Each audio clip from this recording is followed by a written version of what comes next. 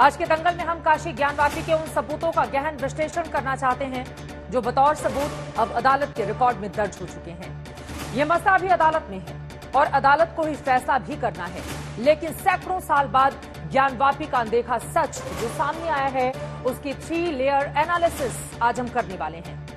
आकाश से लेकर धरती तक और धरती से लेकर पाताल तक ज्ञानवापी के तीनों हिस्सों में ऐसी कौन सी चीजें दिखी हैं जिनके हवाले से हिंदू पक्ष वहां पूजा पाठ के अधिकार का दावा कर रहा है। चलिए आपको सिलसिलेवार तरीके से दिखाने की कोशिश करते हैं। एक एक तस्वीर जो मस्जिद की जो दावा किया जा रहा है मुस्लिम पक्ष की ओर से, उसके सामने आने के बाद बहुत सारे सवाल, हिंदू पक्ष के अपने दावे। ये पहली तस्वीर आपके सामने है। सबसे पहले आपको ज्ञानवापी परिसर की सतह यानी जमीन में मिले सबूतों में से ये सबसे बड़ा सबूत है जो इस वक्त आज तक आपको दिखा रहा है। वुजू खाना, जहां जब सर्वे की टीम पहुंची तो ये पानी से लबालब भरी हुई थी। चारों ओर आप देख पा रहे हैं कि किस तरह से पानी भरा हुआ था। सामने ही पानी की टंकी भी आपको दिखाई दे रही है। सर्वे टीम ने इसके अंदर जांच की बात कही थी तो मुस्लिम पक्ष ने टाल बटोल की कोशिश की, लेकिन जब पानी को कम किया गया, एक बार फिर से वो तस्वीरें दिखाइए और बीच में आकार दिखाई देने लगा। ये तस्वीरें बीच में आकार दिखा तो सीढ़ी लगाकर वहां कोर्ट कमिश्नर पहुंचे और फिर कर्मचारी ने पानी में हाथ डालकर बताया, देखिए पानी में हाथ डालकर बताया कि यहां पर कोई चीज है और पानी ज्यादा कम करने पर जो आकार दिखा वो यही आकृति थी जिसे हिंदू पक्ष शिवलिंग होने का लगातार दावा कर रहा है। इस आकृति को आप भी गौर से देखिए और इसके ऊपरी हिस्से पर हुए निर्माण को भी देखिए, क्योंकि इसी ऊपरी हिस्से की आकृति की वजह से इसे बाकायदा फव्वारा कहा जा रहा है। इस परिसर में हुए सर्वे में वुजूखाने के इलाके से मिला ये सबूत इस पूरे सर्वे का सबसे बड़ा सबूत है, जिसके ऊपर आगे अदालत में बहसें होंगी और इसी की बिना पर अपने अपने दावे रखे जाएंगे।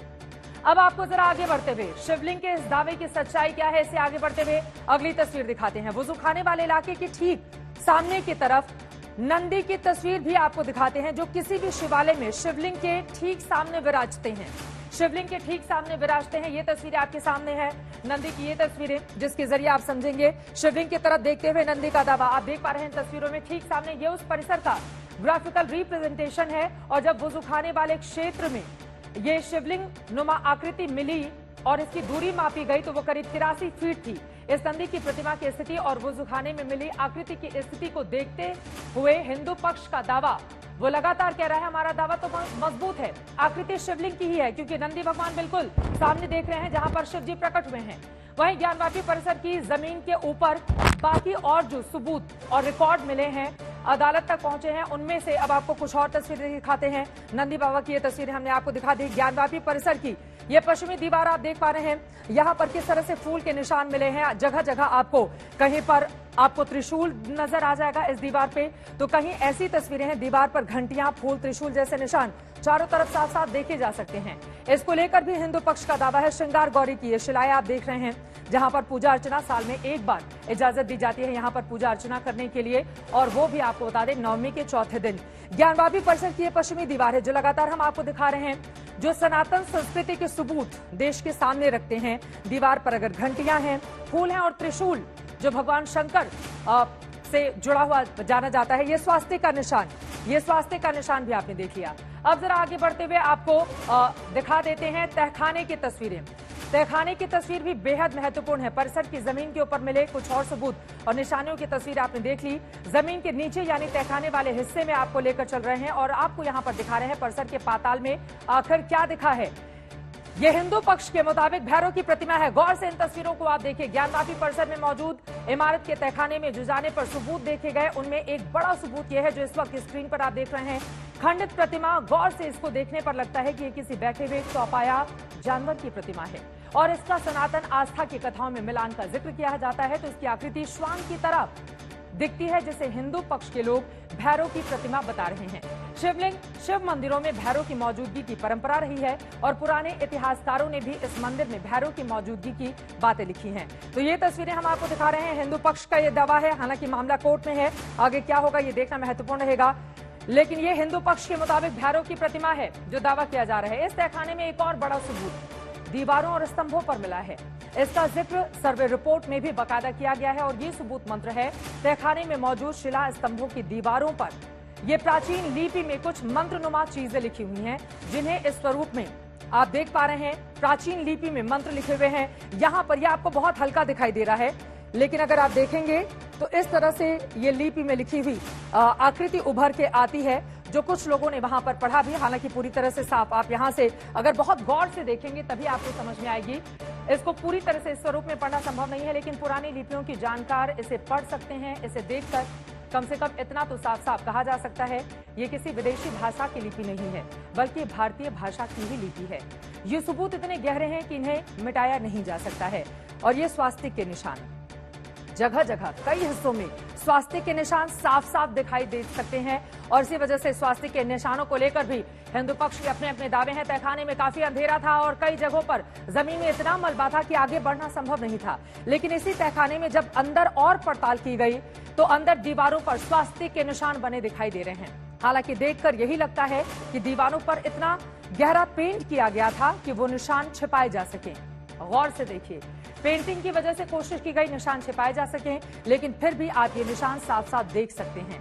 ऐसे तमाम निशान परिसर के तहखाने में मौजूद हैं, जो अब अदालत का रिकॉर्ड बन चुके हैं।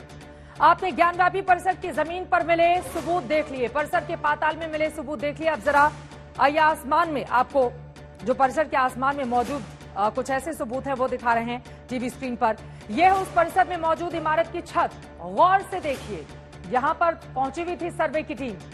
एक नीचे की तरफ है और एक ठीक उसके ऊपर, जिसको बार बार हिंदू पक्ष की ओर से कहा जाता है कि दरअसल इस गुंबद के जरिए इसको टोपी पहनाने का काम किया गया है। आप इसे गौर से देखेंगे तो पाएंगे नीचे वाला हिस्सा जिसकी बनावट का कुछ अलग, और इसी के ऊपर एक गुंबद भी बना दिया गया है। हालांकि शिखर और गुंबद के बीच इतना फासला है कि आदमी यहां पर खड़ा होकर चल भी सकता है, जैसा कि अंदर की तस्वीरों में हमने आपको दिखाया था। अंदर की तस्वीरों में ये देखिए, पहला ऊपर की तरफ गुंबद है, या और दूसरा गुंबद है, और बीच में खड़े हुए तमाम आपको अलग अलग दोनों ही पक्षों के पक्षकार और कमिश्नर भी आपको टीवी स्क्रीन पर दिखाई दे रहे हैं। इस शिखर वाले हिस्से को हिंदू पक्ष मंदिर का ओरिजिनल शिखर बता रहा है, और उनका दावा है कि इस मंदिर के शिखर को बिना तोड़े इसी के ऊपर गुंबद बनाकर इसको छिपा दिया गया। ये जो तस्वीरें हम आपको दिखा रहे हैं, इसके अलावा भी कई और ऐसे सबूत हैं जो ज्ञानव्यापी श्रृंगार गौरी केस में अदालत के सामने बतौर रिकॉर्ड रखे गए हैं। ये ऐतिहासिक और दस्तावेजी सबूत हैं जो लगातार हम आपको दिखा रहे हैं, और आपको ये भी बताते चले, इन तमाम वीडियोस के जरिए दरअसल बहुत सारे सवाल खड़े हो रहे हैं, जिसमें अंग्रेज विद्वान मेटलर्जिस्ट और इंजीनियर जेम्स प्रिंसिप के खिताब में मौजूद वो तस्वीरें हैं जिसमें प्रिंसिप ने ज्ञानव्यापी परिसर का आर्किटेक्चरल डिजाइन तैयार किया था। प्रिंसिप ने लिखा है कि तब मंदिर के पूरे निर्माण को ठीक से तोड़ा भी नहीं गया था। हम आपको दिखा रहे हैं, दरअसल इसी के आधार पर हिंदू पक्ष लगातार, क्योंकि एक विदेशी जब कुछ लिखता है उसकी बातों को बहुत ठोस आधार बनाकर, और यकीनन जेम्स प्रिंसिप की मान्यता भी बहुत ज्यादा है। जब भी अगर आप काशी में जाएंगे तो उसने लिखा था कि इसको ठीक से तोड़ा नहीं गया, उसी की नींव पर मस्जिद की इमारत खड़ी कर दी गई। और गौर करने की बात यह भी है कि ये नींव आज तक वहां पर बरकरार है।